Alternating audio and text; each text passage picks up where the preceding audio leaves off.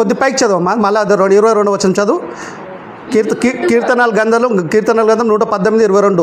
ఇల్లు కట్టువారు నిషేధించిన రాయి తలకు మూలరాయను, అది యెహోవా వలన దేవుడి వల్ల కలిగినది, అది మన కన్నులకు ఆశ్చర్యమును, ఇది యెహోవా వలన ఏర్పాటు చేసిన దినము, దీని యందు మనం ఉత్సహించి సంతోషించుదుము. యెహోవా చాలు కదా, ఉత్సహించి సంతోషించడం అంటే మీరు సంతోషించాలి. ప్రపంచానికి అందరికి రక్షణ కలిగిన రోజది. ఎప్పుడు మనం అనుకుంటున్న గుడ్ ఫ్రైడే రోజు కాదు, 2020 సంవత్సరం 26 సంవత్సరాల పూర్వం జరిగింది అది. అప్పుడు మనం కాదు, మన తాతలు కూడా పుట్టలే అప్పటికి. గొప్ప బలియాగం జరిగింది అది. దేవుడు యెహోవా ఏర్పాటు చేసిన దినమతి. ప్రపంచ ప్రజలందరినీ ఆదాము ద్వారా అందరూ మరణం తెచ్చుకుంటే కదా, ఆ మరణాన్ని తీసేయడానికి, అందరు పాపాలను క్షమించి తిరిగి దేవునితో సంబంధం కలపటానికి తన కుమారుడిని యేసుక్రీస్తును పంపిన రోజు. ఉత్సహించండి, సంతోషించాలా, ఉత్సాహించాలా. మనము ఎందుకో తెలుసా, మనకు పాప క్షమాపణ కలిగింది. యేసు ప్రభు శిలువ మీద మరణించకపోయి ఉంటే, ఆయన ప్రాణాన్ని పెట్టకపోయి ఉంటే మానవ మనుగడికి రక్షణ లేదు. ప్రతి వాడు పాపం ఏ భేదం లేదు, అందరు పాపం చేసి దేవుడు అనుగ్రహించి మహిమను పొందలేకపోతున్నారు. చచ్చినోళ్ళు చచ్చినట్టు, పుట్టినోళ్ళు పెరిగి చచ్చి నరకానికి వెళ్ళిపోతుండే. కానీ దేవుడు గొప్ప ఒక దినం ఏర్పాటు చేశాడు, అది యేసుక్రీస్తుని లోకానికి పంపటం. దానివల్ల పాప క్షమాపణ నాటి నుండి నేటి వరకు కలుగుతూనే ఉంది. ఉత్సహించి సంతోషించమని చెప్పాడు. అలానే మత్తయి సువార్త 21:42 వచనం. అదే ప్రవచన వాక్యాన్ని ఇక్కడ మళ్ళీ జ్ఞాపకం చేస్తుండే కొత్త నిబంధనలో. ఎందుకంటే అనేక మంది ఇశ్రాయేల్ ప్రజల్లో నుండే క్రైస్తవులుగా మారిరు. వాళ్ళు ధర్మశాస్త్రం అంతా తెలుసు, కానీ క్రీస్తు కోసం చెప్పబడిన మాటలను నాడు చూస్తారు. ధర్మశాస్త్రం తెలిసిన ప్రజలు కూడా అర్థం కాలే, వాళ్ళు చదవలే, మనసు పెట్టి చదవలే. యేసుక్రీస్తుని దేవుని కుమారుడు అనుకుంటలేరు, మరియ కుమారుడు అనుకుంటారు వాళ్ళు. అందుకు వారు ఆ దుర్మార్గులను 21 మత్తయి సువార్త 21:42 వచనమమ్మా. మరియు యేసు వారిని చూసి విల్లు కట్టువారు నిషేధించిన రాయి ముళ్ళకు తాళ్ళరాయి ఆయనని, ఇది ప్రభువు వలన కలిగినది, ఇది మన కన్నులకు ఆశ్చర్యము అను మాట మీరు లేఖనములో ఎన్నడూను చదవలేదా అడుగుతాడు. మనను కూడా నాడు శాస్త్రులు పరిసరాలను అడుగుతున్నాడు, మీరు చదవలేదా? 118వ కీర్తన 22వ వచనం ఇందాక చదువుకుంది, అది ప్రవచనమే నెరవేర్పు చెప్తున్నాడు. మీరు లేఖనములు ఎప్పుడు చదవలేదా? ప్రభు దినాన్ని గురించి మీరు ఎప్పుడు చదవలేదా? చదివితే కదా తెలిసేది మనకి, చదివితే కదా మనకు అర్థమవుతుంది. అవతల వాళ్ళు చదువుతారు, మనం వింటున్నాం. చదివే పని వాళ్ళు, వినే పని మనం అనుకుంటున్నాం. వింటున్న వారైనా చదివే వాళ్ళైనా వాక్యాన్ని మీరితే దేవుడికి ఇష్టం వచ్చినట్టు చేయకుండా వాళ్ళకి ఇష్టం వచ్చినట్టు చేస్తున్నామంటే అర్థమేం తెలుసా? ఆజ్ఞ అతిక్రమిస్తున్నామని అర్థం.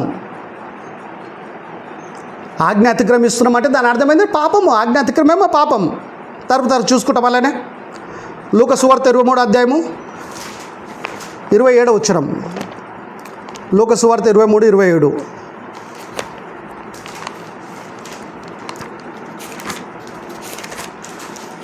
లూకా సువార్త 23:27 అమ్మా.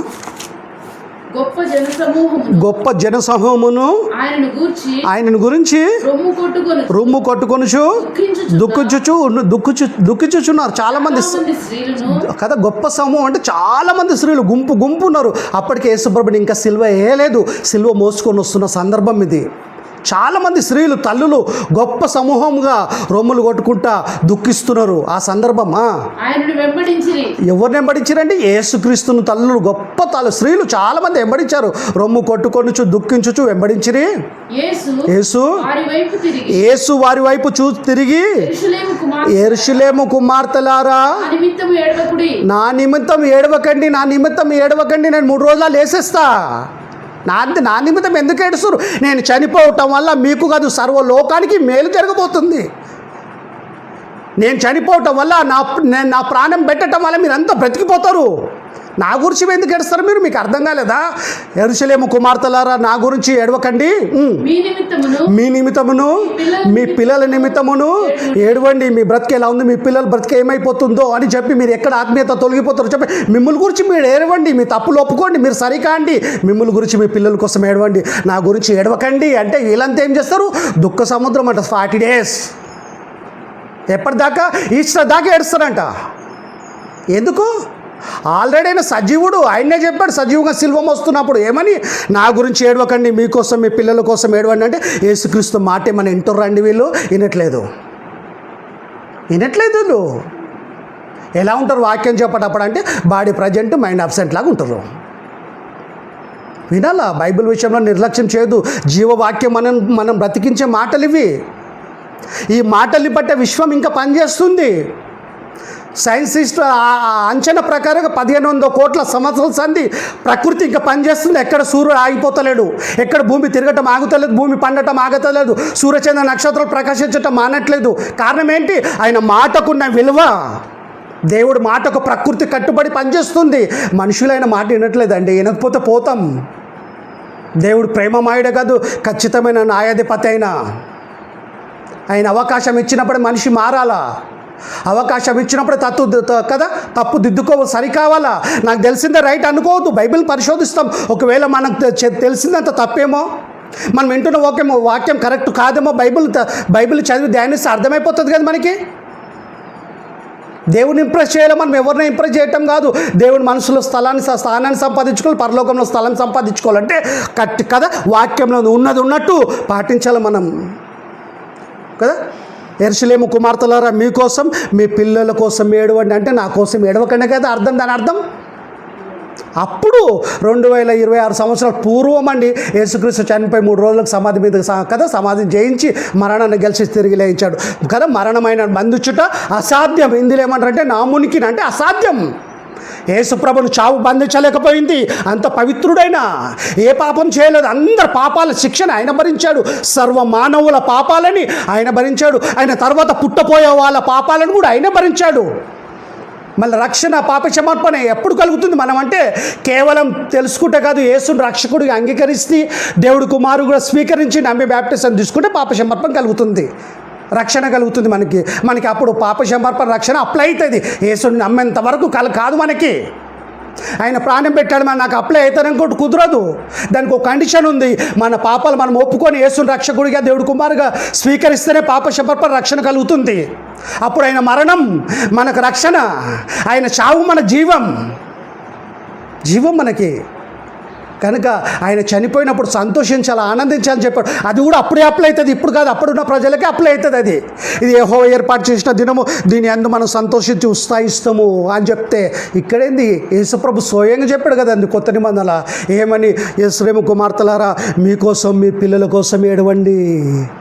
వాళ్ళ బ్రతుకులు ఏమైపోతాయో, మీరేమైపోతారో జాగ్రత్త. మీ బతుకులు మీరు పరిశోధించుకొని వాక్య సగరం ప్రవర్తించండి. దానికోసం ఏడవండి, నా కోసం కాదు. నా తండ్రి చిత్తాన్ని పర్ఫెక్ట్గా చేశాను, వెళ్ళిపోతా నేను. తిరిగి నా తండ్రి చేత లేపబడితే వెళ్ళిపోతా నేను. మళ్ళీ వచ్చినప్పుడు మిమ్మల్ని తీసుకుపోవాలంటే మీరు పర్ఫెక్ట్గా ఉండాలా. అంటే మీకోసం మీ పిల్లల కోసం ఏడవండి, మీ బ్రతుకులు మార్చుకోండి, మీ జీవితాలు మార్చుకోండి అని అర్థం. దాని అర్థం తరతరం చూసుకుంటామా ఉండాలి. అలానేమా లూకా సువార్త 24:1 ఆదివారమున తెల్లవారుచుండగా ఆ స్త్రీలు నిజంగా స్త్రీలకు ఎంత ఆసక్తి చూడండి. సమాధిగాడు కూడా తెల్లజామున కూడా స్త్రీలే వచ్చారు. కొంతమంది స్త్రీలు ఎంత ఆసక్తి ఉంటుందో అప్పుడు కాదు, ఇప్పుడు కూడా అంతే. చాలామంది ఆసక్తి, కొంతమంది స్త్రీలు పట్టించుకోరు. కానీ తెల్లవారుజామున స్త్రీలు తాము సిద్ధపరిచిన సుగంధ ద్రవ్యములను తీసుకొని సమాధి యొద్దకు వచ్చారు. ఎందుకు సుగంధ ద్రవ్యాలు తీసుకుపోయారంటే, శుక్రవారం ఆయన చనిపోయిన తర్వాత విశ్రాంతి దినం ప్రవేశించక ముందే ఆయన సమాధి చేశారు. ఎందుకంటే శిలువ మీద ఉన్నవాడు శాపగ్రస్తుడని పాత నిబంధన ఉంది. విశ్రాంతి దినం సమీపిస్తుంది అంతా త్వరగా ఆవిడిగా సమాధి చేశారు. వాళ్ళ ఆచారం ఏంటంటే, సమాధి చేసిన తర్వాత కూడా వచ్చి ఏంటంటే హడావిడిగా సమాధి చేశాం కనుక ఆ రాయి బొర్లిచ్చి మళ్ళీ ఆయన దేహానికి సుగంధ ద్రవ్యాలు పూయాలనే ఉద్దేశంతో వచ్చారు. యేసుప్రభు లేస్తాడు అనే ఉద్దేశంతో రాలేదు. వాళ్ళకు కూడా అర్థం కాలే. ఎప్పుడు ఆసక్తి ఉంది. చదవమ్మా. సమాధి ముందర ఉండిన రాయి దొర్లింపబడి ఉండుట చూచి లోపలికి వెళ్ళి చూడు. ఎంత డేరాలకి ఆడవాళ్ళకి, స్త్రీలకి సమాధి లోపలికి వెళ్ళారంటే. ఇప్పటికీ కొంతమంది స్త్రీలుగా పురుషులు కూడా సమాధి చోటు పోతే భయపడతారు. వీళ్ళు ఏముందంట, సమాధుల్లో దయ్యాలు ఎందుకుంటాయి? ప్రజల మధ్య దయ్యాలు ఉంటాయి. సమాధులు ఏం పని వాటికి? ప్రజలతో పని. ప్రజలను పడతాయి దయ్యాలు. ప్రజలను పడతాయి అంటే అర్థం ఏంటి? బ్రెయిన్ని కదా హ్యాండిల్ చేస్తాయి. కనుక ప్రజలతో పని సమాధిలో ఏం పని, కానీ స్త్రీలు సమాధిలో ప్రవేశించి లోపలికి వెళ్ళిరి. కానీ ప్రభు అయిన యేసు దేహము వారికి కనపడలేదు. అంటే దేహం చూడటానికి పోయారు, యేసును చూడటానికి కాదు. అంటే యేసు ప్రభు దేహంతో లేస్తాడనే విషయం వాళ్ళు నమ్మలే అప్పటికి.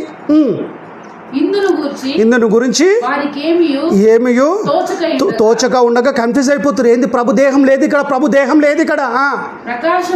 ప్రకాశమానమైన వస్త్రములు ధరించిన ఇద్దరు మనుషులు వారి యుద్ధ నిలబడి ఉండిరి.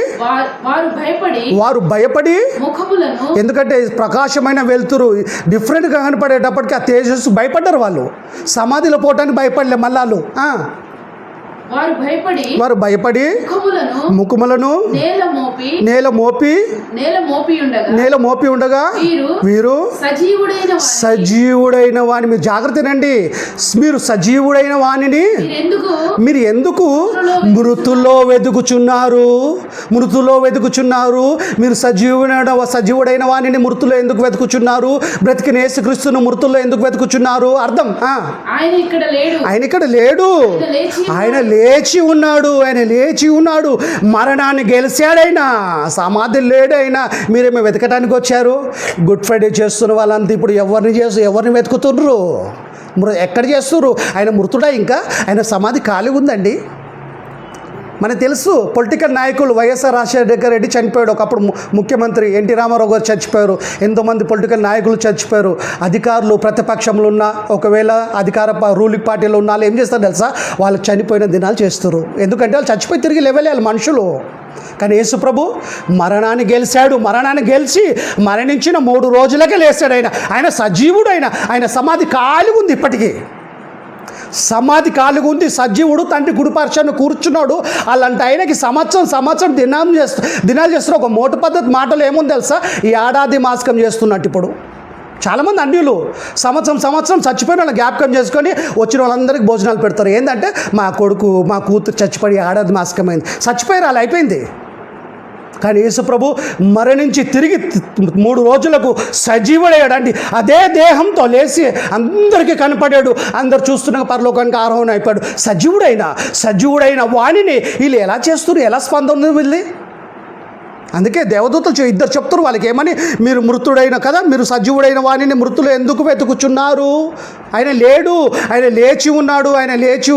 ఆయన మరణాన్ని గెలిచి లేచాడు. ఆయన సమాధి ఖాళీ ఉంది నేటికి.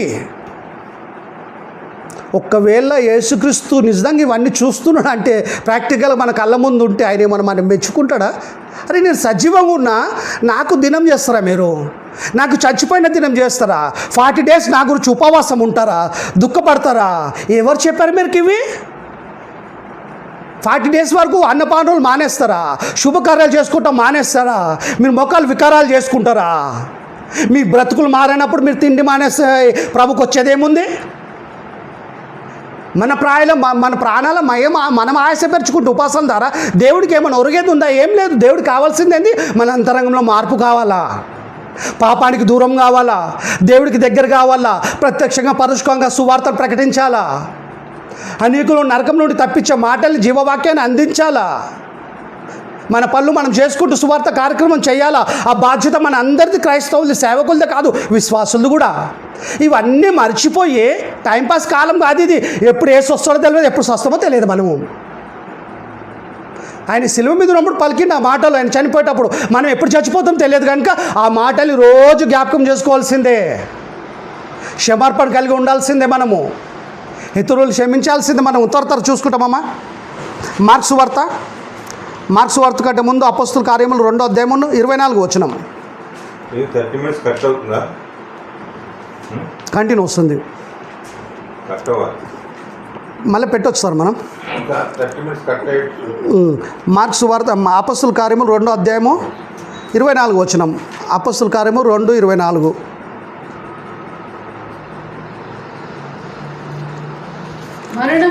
మరణము ఆయనను బంధించి ఉండుట అసాధ్యము.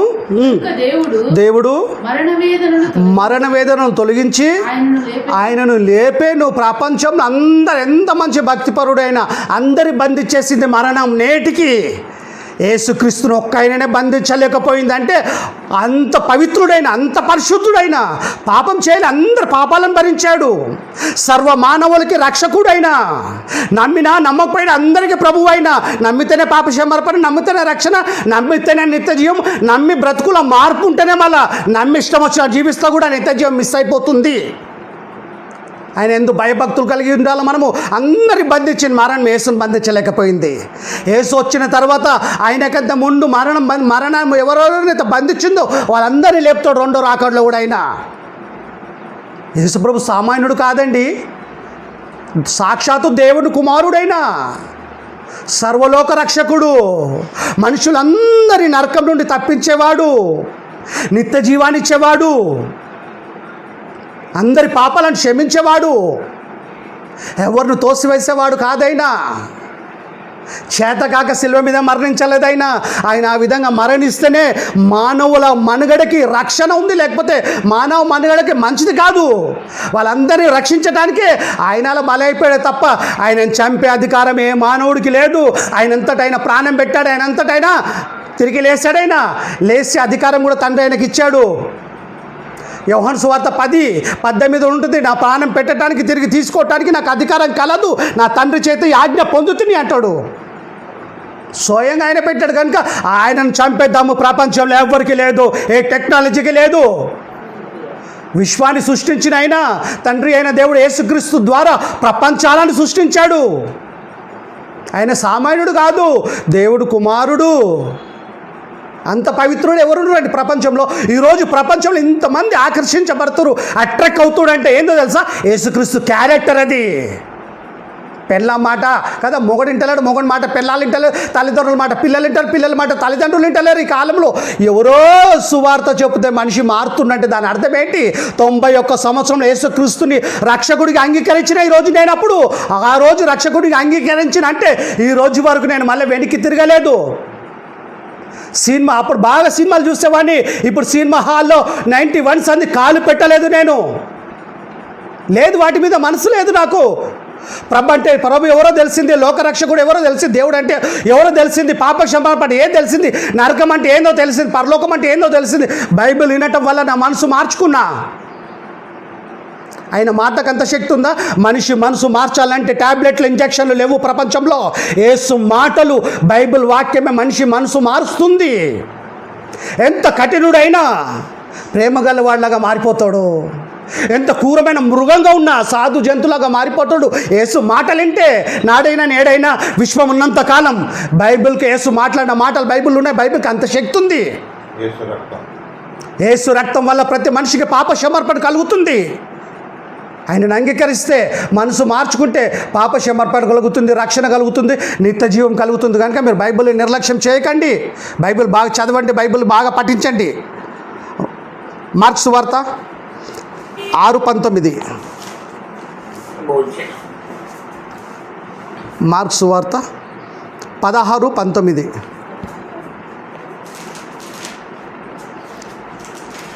చివరి అధ్యాయమమ్మా. ఇలాగు ప్రభువైన యేసు వారితో మాట్లాడిన తర్వాత పరలోకమునకు చేర్చుకొనబడి దేవుని కుడిపార్శ్వమున ఆసీనుడు. ఎక్కడున్నప్పుడు? తండ్రి కుడిపార్శ్వమున కూర్చున్నాడు. ఆయన ఎక్కడున్నాడు? తండ్రి కుడిపార్శ్వమున ఆసీనుడు అంటే కూర్చున్నాడని అర్థం. తండ్రి కుడిపార్శ్వమున, దేవుడి కుడిపార్శ్వమున ఆసీనుడు అంటే సజీవుడైన వానికి దినం చేయటము వాక్యానికి విరోధం కాదు. మీరు ఆలోచించండి. చాలామంది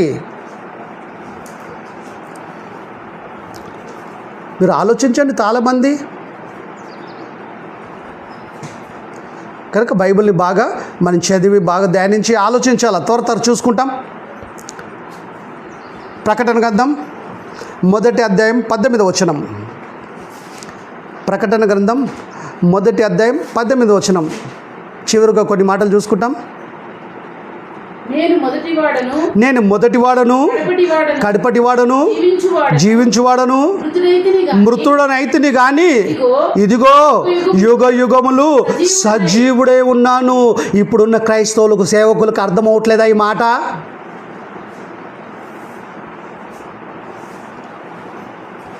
ఇప్పుడున్న క్రైస్తవులకు సేవకులకు అర్థమవట్లేదా ఈ మాట? మళ్ళీ ఒకసారి చదవం ప్రకటన గ్రంథము 1వ అధ్యాయము 18 వచనం.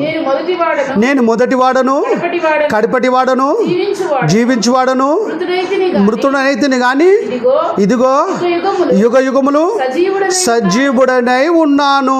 అంటే యేసుప్రభు సజీవుడు, మృతుడై తిరిగి లేచాడండి. తిరిగి లేచిన ఆయనకు దినం చేస్తావాను సంవత్సరంకి ఒకసారి. ఆయన సమాధి ఖాళీగా ఉంది. ఆయన తండ్రి దేవుడు కుడిపరిచయం కూర్చొని ఉన్నాడు. ఆయన సజీవుడు, ఆయనే చెబుతున్నాడు. ఇంకా గుడ్ ఫ్రైడే ఏంటండి? ఇంకా చనిపోయే దినం ఏందండి? బైబిల్ని బాగా చదవండి, పరిశోధించండి. బైబిల్లో దేవుడు చెప్పని చేయకండి. చనిపోయిన దినం చనిపోయిన వాళ్ళు చేస్తారండి. ఆయన మరణించి తిరిగి లేసి సజీవుడైన సజీవుడికి చచ్చిపోయిన దినం చేస్తారా? ప్రపంచంలో ఎవరైనా కనీసం కామన్ సెన్స్ ఉండాలి మనిషికి, ఎవరైనా సరే. బైబిల్లో ఎవరు చేయనివి అపోస్తులు చేయలేదు, మొదటి శతాబ్దం క్రైస్తవులు చేయలేదు. దేవుడు ఎక్కడ చెప్పలేదు. చెప్పని విషయాలని అపవాది చేయిస్తుంది మీ చేత. మీరు ఇప్పుడైనా కళ్ళు తెరుచుకోండి. త్వర చూసుకుంటాం. గళితులకు రాసిన పత్రిక 4వ అధ్యాయం 10వ వచనం. గళితులకు రాసిన పత్రిక 4వ అధ్యాయం 10వ వచనం.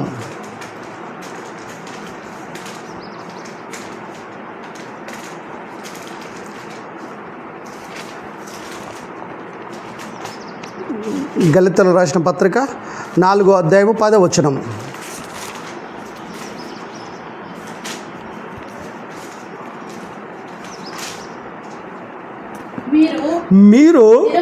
మీరు దినములను మాసములను ఉత్సవకాలములను సంవత్సరములను ఆచరించుచున్నారు. మీ విషయమై నేను పడిన కష్టము వ్యర్థమైపోవునేమో అని మిమ్మల్ని గురించి భయపడుచునని పరిశుద్ధాత్మ ప్రేరేపణతో పౌలు చేత దేవుడు రాయించిన మాటలు గళితులు ఉన్న క్రైస్తవులకు నాడు నేడు మనకి. మీరు దినములను మాసములను ఉత్సవకాలములను సంవత్సరములను ఆచరిస్తున్నారు. ఏది నిజంగానా? అవునండి. ఏప్రిల్ రాగానే ఏం చేస్తావు? ఏప్రిల్ మాసం, గుడ్ ఫ్రైడే దినము 3వ తారీఖు. అలాగనే కదా డిసెంబర్, క్రిస్మస్ 25.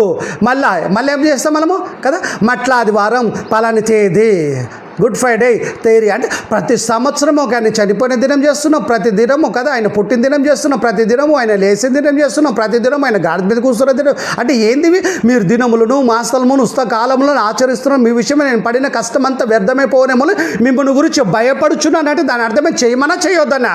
చేయొద్దనే కదా. కాలాన్ని మన కోసం చేశాడు, మనం కాలం కోసం కాదు. కాలానికి అతిథులము మనము. యేసుక్రీస్తు సజీవుడండి. సజీవుడై తండ్రి కుడిపార్శ్వం, దేవుడి కుడిపార్శ్వం కూర్చొని ఉంటే ఆయనకు సంవత్సరంకి ఒకసారి దినం చేస్తుంటే ఎలా ఉంటుంది? ఒక మనిషికి, బ్రతుకున్న మనిషికి దినం చేస్తే ఆ మనిషి ఒప్పుకుంటాడా? మీరే ఆలోచించండి. కనీసం జ్ఞానం ఉండాలి కదా దీని గురించి, సెన్స్ ఉండాలి కదా, కామన్ సెన్స్ అంటారు దీన్ని. కనుక కొంతమంది అయినా మీరు మారాలి. మీరు చేయకండి అంటే కూడా ఎవరు మారేటోడు లేరు. కనుక కొద్దిమంది అయినా సత్యాన్ని గ్రహించి సత్యం వైపు మరలుతారనే ఆశతోనే ఈ వీడియో చేయడం జరుగుతుంది. మిమ్మల్ని ఇంప్రెస్ చేయాలా, మీరు మెచ్చుకోవాలని కాదు. దేవుడిని ఇంప్రెస్ చేయగలిగితే చాలు, నా బ్రతుకు ధన్యం. దేవుడు మెచ్చుకుంటే చాలు. నాకు తప్పుడు బోధ బోధించే ధైర్యం నాకు లేదు. తప్పుడు బోధించాలంటే భయం నాకు అర్థమైతేనే మాట్లాడతా. బైబిల్ని అర్థం కాకుంటే మాట్లాడను. వ్యక్తులకు ఎవరికి భయపడా, నేను ఎవరికి గురించి మాట పడా. బైబిల్ ఏముందో చెప్తా. నేను పరలోకం ఇచ్చే దేవుడి కోసం భయపడతా. ఆయనకు వ్యతిరేకమైన బతకడానికి భయపడతా నేను, అంతే తప్ప ఇంకెవరికి భయపడా. నేను ఎవరిదైనా జీతానికి పని చేయట్లేదు. నేను స్వతంత్రంగా పనిచేస్తున్నా. స్వతంత్రంగా సేవ చేస్తున్నా.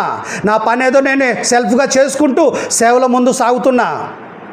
నా మీద ఇంకా అధికారులు ఉన్నారు, వాక్యం ఇలా చెప్పాలి అలా చెప్పాలని నన్ను కంట్రోల్ చేసేవాళ్ళు ఎవరు లేరు. దేవుడే నా యజమానుడు. ఉన్నది ఉన్నట్టు నేను ప్రకటిస్తే యథార్థంగా చెప్తా. ఒకవేళ నేను చెప్పింది వాక్యంలో లేనైతే కామెంట్స్ పెట్టండి, మాట్లాడతాం. మీరు దినములను మాసములను ఉత్సవకాలములను ఆచరిస్తున్నారు, మీ విషయమే నేను పడిన కష్టం వ్యర్థమైపోతుందని మిమ్మల్ని గురించి భయపడుచున్నా అంటున్నాడు. అంటే దాని అర్థం ఏంటి? ఒక కొడుకు గురించి తల్లిదండ్రులు భయమవుతుందిరా నీ గురించి అంటే అర్థం ఏంటి? ఆ కొడుకు పరిస్థితి బాగలేదని అర్థం. నీ గురించి సంతోషం కలుగుతుందిరా అంటే ఆడు బాగున్నాడని అర్థం. ఇక్కడ పౌలు ఏమంటున్నాడు?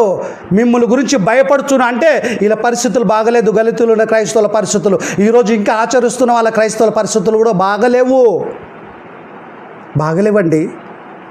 మీరు దినములను మాసములను ఉత్సవకాలములను సంవత్సరములను ఆచరిస్తున్నారు కనుక మీ విషయమై నేను పడిన కష్టం వ్యర్థమైపోవాలి. మిమ్మల్ని గురించి నాకు భయమవుతున్నదంటే కష్టపడి మీకు దేవుడు వాక్యాన్ని చెప్పి సత్యాన్ని మీకు ప్రకటించిన మీరేంది ఇంత త్వరగా సత్యంగా తొలగిపోతున్నారు? వేరే విషయాలని మీరు చేస్తున్నారేంది? భయమవుతుందని చెప్తున్నాడు. మళ్ళీ ఇవన్నీ ఎట్లా ప్రవేశం జరిగింది? అపవాది ఎలా ప్రవేశపెట్టింది క్రైస్తవంలోకి? అంటే బైబుల్లో ఉన్న విషయాల మీద సరైన చర్ద లేకుండా చేసింది దయ్యం. గలితులు రాసిన కదా మొదటిగా 2 కొరింథీయులు 4వ అధ్యాయం 4వ వచనం ఒక్క సెంటెన్స్ చదవమ్మది. కొరింథీయులు రాసిన 2వ పత్రిక 4వ అధ్యాయం 4వ వచనం. మా సువార్త దేవుని స్వరూపై ఉన్న క్రీస్తు మహిమను కనుపరచు సువార్త ప్రకాశము వారికి ప్రకాశింపకుండు నిమిత్తము ఈ యుగ సంబంధమైన దేవత అవిశ్వాసులైన వారి మనోనేత్రములకు గుడ్డితనము కలుగజేసేది. ఫిజికల్గా బాగానే ఉన్నారు వీళ్ళు, మనోనేత్రాలు ఏమైనా అంటే మూసుకుపోయినాయి. అపవాది ఏం చేస్తే గుడ్డితనం కలుగజేసింది. క్రీస్తు సువార్తను కదా ప్రకాశం వెలుతురు పడకుండా చేస్తుంది. అందుకే చాలామందికి వాక్యం అర్థం కాక సజీవుడైన క్రీస్తుకి దినాన్ని చేస్తుర్రు. ఎప్పుడు? ప్రతి సంవత్సరం చేస్తున్నారు. బైబిల్లో దేవుడు చెప్పండి, అపోస్తులు చేయండి, మొదటి శతాబ్దం క్రైస్తవులు చేయని విషయాలని అన్నిటినీ అపవాది వీళ్ళ మైండ్లోకి ప్రవేశపెట్టి చేయిస్తుంది. మీరు జాగ్రత్తగా బైబిల్ బాగా చదవండి, బాగా ప్రార్థించండి. ఎమోషనల్గా బైబిల్ బోధించకండి. ఎమోషనల్గా వాక్యం సరిగా వినకుండా తప్పుడున్నాయేమో అని వెతకకండి. బాగా మనసు పెట్టి వాక్యం చదివి ధ్యానించండి, మీకు అర్థమవుతుంది. ఇవన్నీ ఎందుకు ఎట్లా అపవాది ప్రవేశపెట్టిందంటే చూస్తాం. అది కూడా మార్కు సువార్త చివరి అధ్యాయము చివరి వచనం. మార్కు సువార్త 7వ అధ్యాయము 7వ వచనం చివరి మాటలు ఇవి. మార్కు సువార్త 7:7 మానవులు కల్పించిన పద్ధతులు దేవోపదేశములని బోధించుచు నన్ను వ్యర్థముగా ఆరాధించుదురు అని రాయబడినట్లు వేషధారులైన మిమ్మల్ని గురించి ఏషియా ప్రవచించింది. సరే, అంటే మానవులు కల్పించిన పద్ధతులు దేవోపదేశాలను బోధిస్తూ మానవులు కల్పించిన పద్ధతులే. క్రిస్మస్ కానివ్వండి, మట్లాదివారం కానివ్వండి, గుడ్ ఫ్రైడే కానివ్వండి, ఈస్టర్ అనే కానివ్వండి, ఈ పదాలు బైబిల్లో 66 పుస్తకాలు ఎక్కడ లేవు. పాత నిబంధనలు లేవు, కొత్త నిబంధనలు ఎక్కడ ఈ పదాలు లేవు, ఈ పేర్లు లేవు, ఈ ఆచారాలు లేవు. మానవులు కల్పించిన పద్ధతులు దేవోపదేశాలను బోధిస్తూ నన్ను వ్యర్థముగా ఆరాధించుదురు. వ్యర్థమైన ఆరాధన. ఒక ఆహారం బాగుంది అనుకో తింటాం మనం, ఆహారం బాగలేకపోతే తినం. దాన్ని ఏమంటావు? వ్యర్థం అంటావు. వ్యర్థాన్ని తింటామా మనం? తినం. అంటే మనం వ్యర్థమైంది ముట్టుకోము కదా. వీళ్ళు ఆరాధిస్తున్నారు మన భ్రమలో ఉంటూ అపవాది క్రైస్తవుల చేతిలో ఏం చేయిస్తుంది తెలుసా? వ్యర్థమైన ఆరాధన చేయిస్తుంది. బైబిల్లో ఉన్నది చేస్తే యథార్థమైన ఆరాధన, లేనిది చేస్తే వ్యర్థమైన ఆరాధన. యథార్థమైన ఆరాధన అనుకుంటుర్రు, వ్యర్థమైన ఆరాధన చేస్తూ దేవుని దృష్టిలో వ్యర్థమైన ఆరాధికులు కానీ నిలిచిపోతున్నారు వీళ్ళు. ఇప్పుడైనా మీరు వాక్యం వినటం కాదు, వాక్య ప్రకారం ప్రవర్తించడానికి ప్రయత్నించండి. ఈ సమయాన్ని ఇచ్చిన దేవుడికి యేసుక్రీస్తు నామమున కృతజ్ఞత స్తుతులు. ప్రేయర్ కానీ బంద్ చేసామా. పరలోకమందున్న పరిశుద్ధుడు మా తండ్రి, గుడ్ ఫ్రైడే గురించి కొన్ని మాటలు, మీ మాటల్ని చదివి ధ్యానించే గొప్ప భాగ్యాన్ని మాకు ఇచ్చారు. విన్న మీ పిల్లలు అందరూ, మేమందరం కూడా విని మర్చిపోకుండా ఆ వాక్య ప్రకారంగా బ్రతికే మనసు అందరికీ దయచేయమని క్రీస్తు పేరట ప్రార్థిస్తున్నాం తండ్రి. ఆమేన్. మన తండ్రి దేవుని పేరు, మన కుమారుడైన యేసుక్రీస్తు కృప, పరిశుద్ధాత్మని అన్యుని సావాసం మనకు ఆయన పిల్లలందరికీ ఎల్లప్పుడూ తోడేను గాక. ఆమేన్.